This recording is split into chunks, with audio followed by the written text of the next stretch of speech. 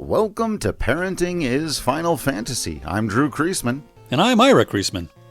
And on this episode, we do the same thing we did on the last episode and on the one before that. Ira asks me questions about being a dad, and I do my best to answer them. Ira. Yeah. What are the questions you have today? That is an excellent question. Oh, thank you. And I didn't write them down this time. Oh. So I have to remember them. Give me a moment. Oh, okay. Yeah. Okay. Sorry. Okay, right. Oh, excellent. No. Very prepared. Here's what I want to point out. This isn't my job. I am not a professional. Just in case anyone was curious. At what? What exactly is this? How would we be professionals at this? Some people are. All right. True. Fair enough. Well, hey, you are. Sort of. I mean, yeah, podcasting about sports or politics or news or even real life gurus I kind of get. We're just two dudes talking into microphones, so I don't know, but sure. All right. My first question, Drew, is yeah. Your child was born several weeks early. And as such, there are certain physical milestones, benchmarks, right, that you need to be aware of and help him towards. So maybe what are some of those and how's he doing? Yeah, that's actually, whether you knew it or not, a great question for right at this moment in time, because that's probably been my biggest struggle lately. We're past the days of just absolutely no sleep and, Milwaukee zombie and stuff like that being the biggest issue. Now, I'm really working with him a lot on certain things. For example, sitting up and just being able to hold his body up all by himself, right, without falling over. That's something he's getting much better at. Now, there are things, back to the caveat to your question, I have to keep reminding myself, and the doctors use the word corrected. So he's 10 months old, but he's like 8 months corrected, they'll say. So I shouldn't be looking at, or maybe even sometimes 7 months, I shouldn't be looking at those milestones for, a 10-month-old who was born on their due date, for example. I should be, and there are a lot in this area between 9 months and a year where you want to start to see certain development. You should start to crawl.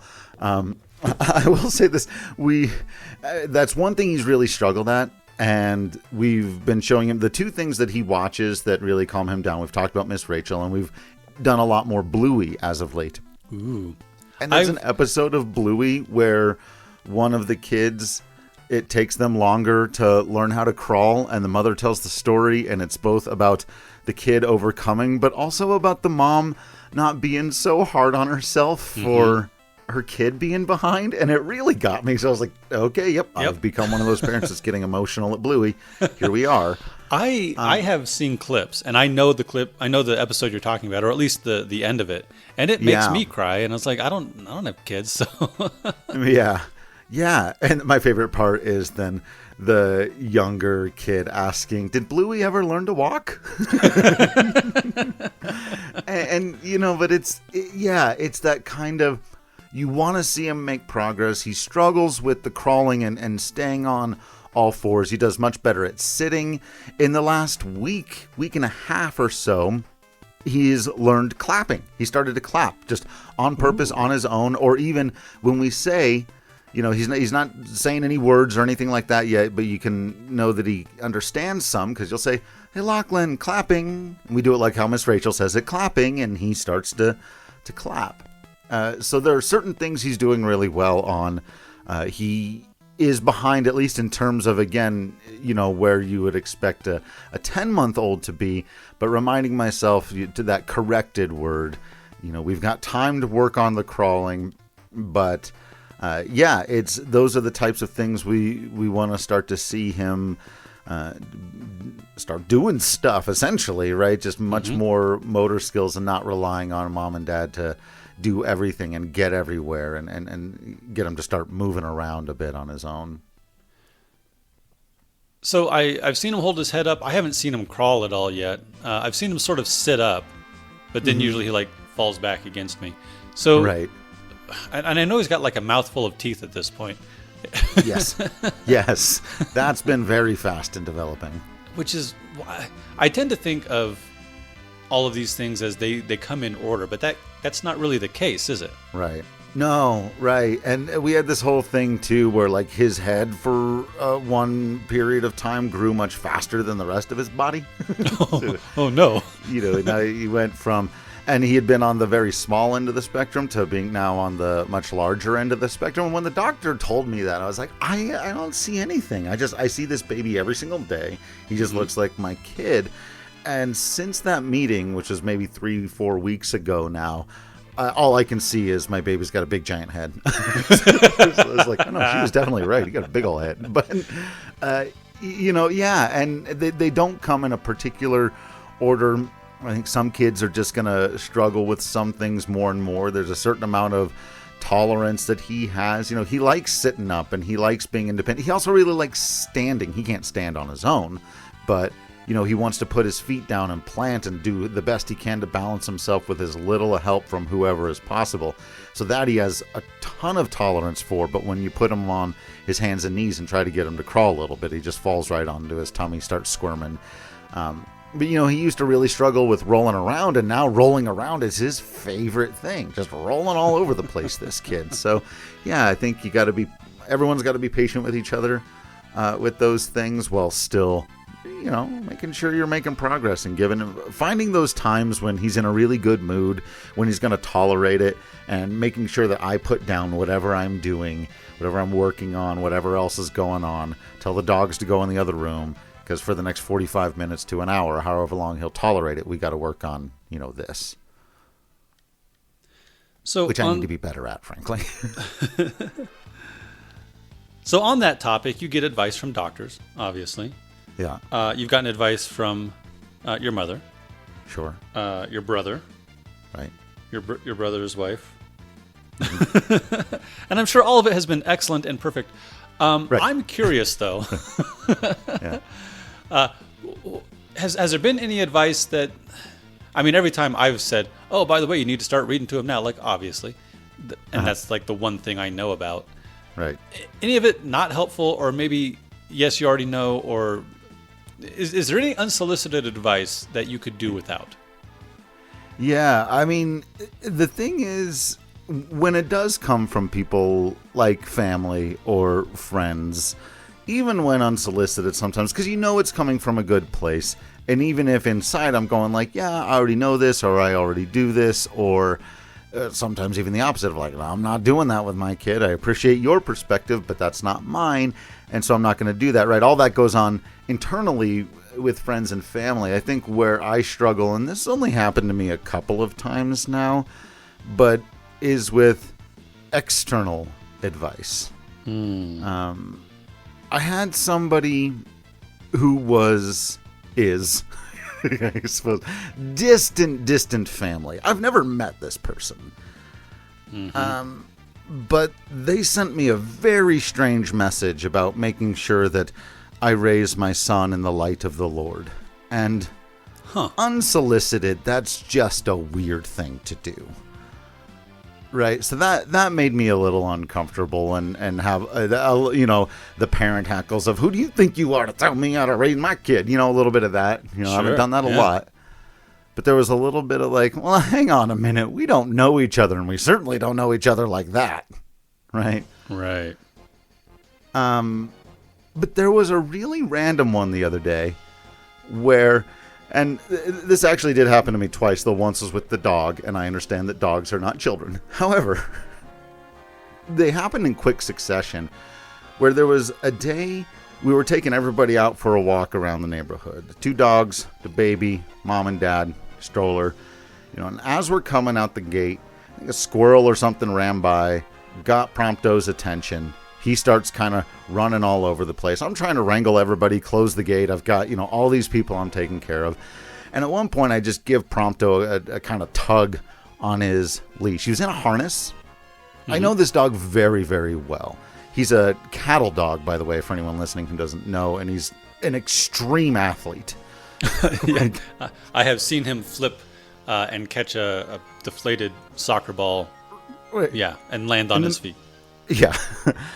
And so our other dog is newer, and I probably never would have tugged her this hard. But for a minute, I was just like, Prompto, knock it off. You know what I mean? Mm-hmm. Like, and I kind of yanked him back.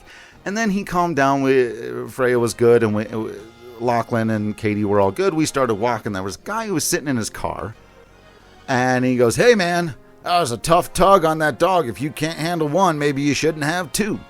Oh, nice. And I'm glad I thought to say it in the moment. And all I just said, "Thank you for your opinion," and we kept walking. It bothered Katie for most of the rest of the day. It only bothered me for about 5 or 10 minutes. Yeah, I would be with... Yeah, I think I'd be with Katie on that one. It would bother me for a while. I tend to hang on to things. I'm not sure why. Well, and I think I started thinking about this. Is like, why? Because then this other thing happened to me. And I'll get back to why I think I get over these things pretty quickly now. But then just a few days after that, I'm at home by myself. With Lachlan, obviously. Katie's at work. And I just needed something from the convenience store. Again, anyone who doesn't know our setup, we live in the middle of a block. On the corner is a convenience store. So it's half a block to get to this place, which can be bad news sometimes when it's 11 o'clock and you're like, ooh, I could really go for a pint of ice cream. No. No. Because it would take me 25 minutes to get a pint of ice cream. Right. Where it takes us 30 seconds to get there, right? Oh, no. Now, so it was the middle of the day. It was a chilly day, but I would say it was maybe 60 degrees. You know, it wasn't windy or rainy or anything like that. And I'll admit, I made a quick decision. I decided that I didn't need to put like a bunch of pajamas and a coat on Lachlan, that he was fine in his onesie, even with his kind of arms and legs sticking out. Because I was wearing kind of a light jacket that I was able to just kind of wrap over him. I was like, we're just going down the corner. I'm going to grab something real quick. We're going to be right back. I don't think I need to wrap him in his winter clothes for a chilly spring day, right? So, of course, I get there, and the first thing that happens is some older woman comes into the convenience store and tells me that kid needs a coat. Oh, nice. Okay. And, you know, at first, yeah, I did the thing where you try to be real. I was like, oh, you know, I know it's real chilly out there, and I promise you if I was walking him any farther than just halfway up this block, I'd wrapped something around him or been sure. But, you know, we're right over there, so and she just wasn't out. She just kind of looked at me, she goes, he needs a coat, and walked off. And I was like, and that's when you want to kind of turn and go, well, you lady. Yeah, yeah. Like, again, who are you? Mm-hmm. You don't know our situation. He's fine. Right. Not knowing the whole whatever is why I bite my tongue almost all the time.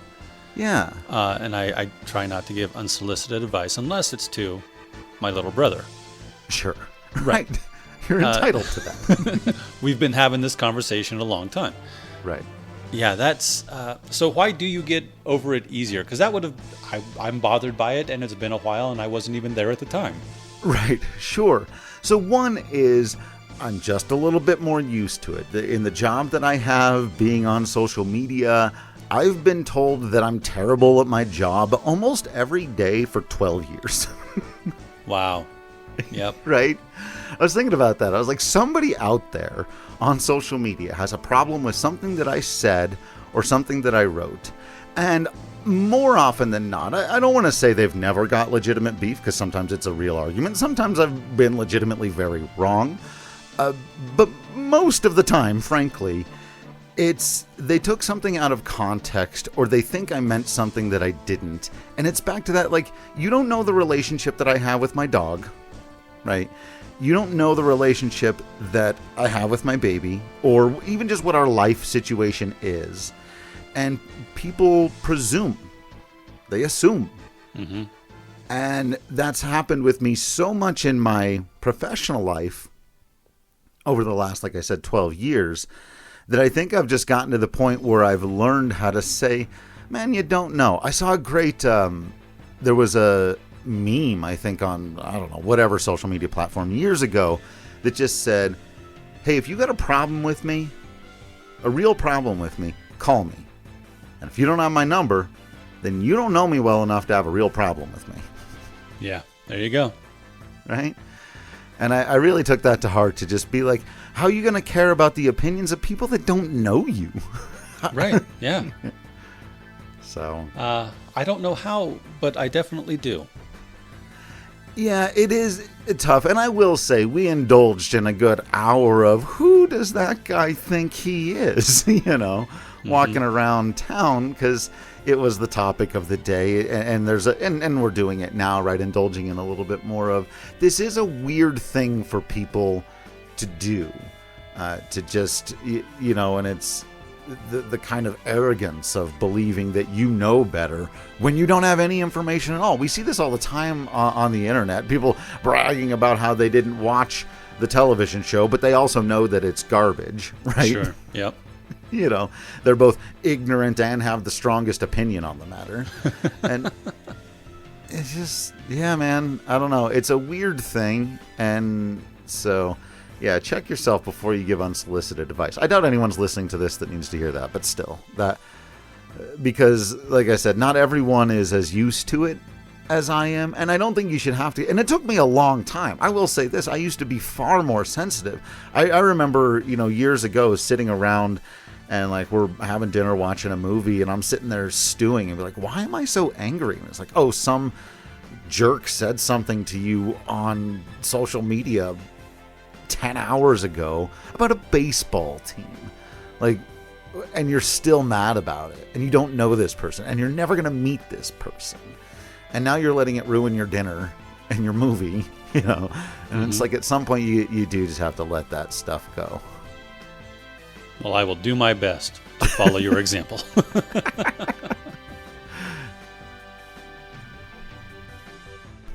That's it for this episode. Subscribe to all the stuff, and we'll see you next time.